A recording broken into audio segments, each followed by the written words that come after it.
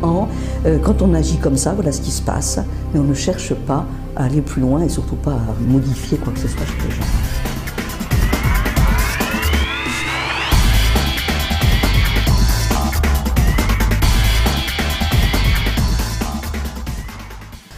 Analyse transactionnelle. Comme son nom l'indique, c'est l'analyse des transactions. Bon, quand j'ai dit ça, ça n'avait pas beaucoup avancé du schlimblick.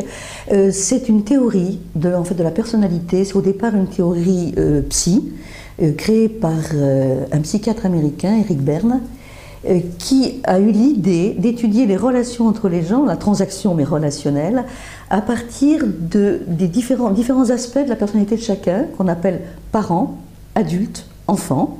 Donc finalement, on n'a pas une personne mais trois, et en plus il y a des sous-états pour compliquer un peu les choses. Et l'idée c'est d'étudier que suivant la transaction, je fais des mouvements parce que finalement c'est très visible, j'allais dire, la T aussi, suivant le type de transaction qu'on établit avec quelqu'un, on va avoir une relation de domination ou une relation de dépendance, des relations égalitaires, et la nature de la relation va induire, la nature de la transaction va induire la nature de la relation qu'on a avec l'autre.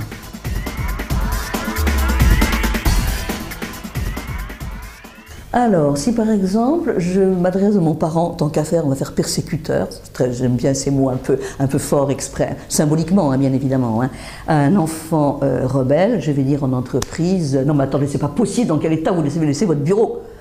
Alors, on peut imaginer qu'en face, la réaction ne va pas être un long fleuve tranquille, mais que les gens vont réagir soit en enfant, ce qu'on appellerait soumis, oui chef, pardon chef, excusez-moi chef, soit en se révoltant, ce qu'on appelle l'enfant rebelle, en disant non mais attends, et puis je fais ce que je peux moi, hein, qu'est-ce que tu veux, hein. Voilà, par exemple ça, ce qui n'est pas une des meilleures transactions d'entreprise.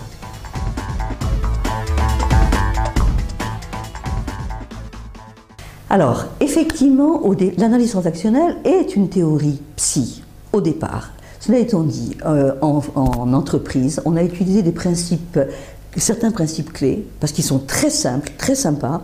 On les a évidemment simplifiés, ce qui fait d'ailleurs dire aux analystes, parce que ça existe, que l'on fait du bas de gamme. Alors, on a simplifié des techniques pour montrer justement la nature de relations qui existent. On n'est pas du tout en psy, on est simplement quand on agit comme ça, voilà ce qui se passe, mais on ne cherche pas à aller plus loin et surtout pas à modifier quoi que ce soit chez les gens.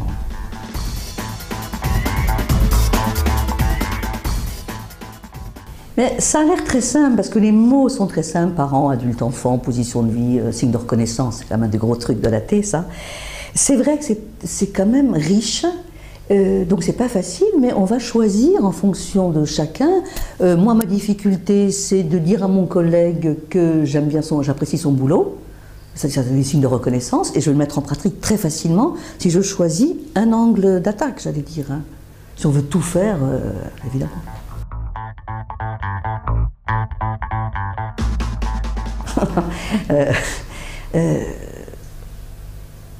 Je ne sais pas, je comprends pas cette question parce que c'est difficile de comparer des choses. Ce sont deux techniques différentes.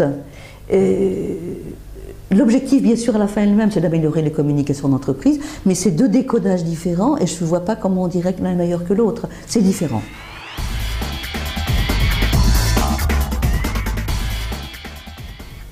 Si on veut.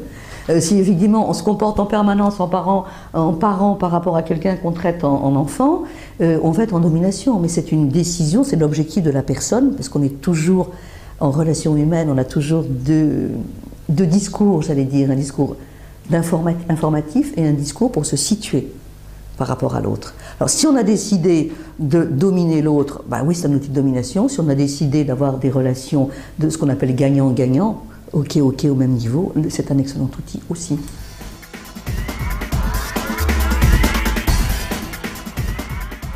Alors pour un manager, c'est intéressant de voir l'évolution de l'utilisation de la T parce que c'est un ancien concept qui est arrivé en France dans les années, je dirais, 70. On était plein emploi, machin, croissance, etc.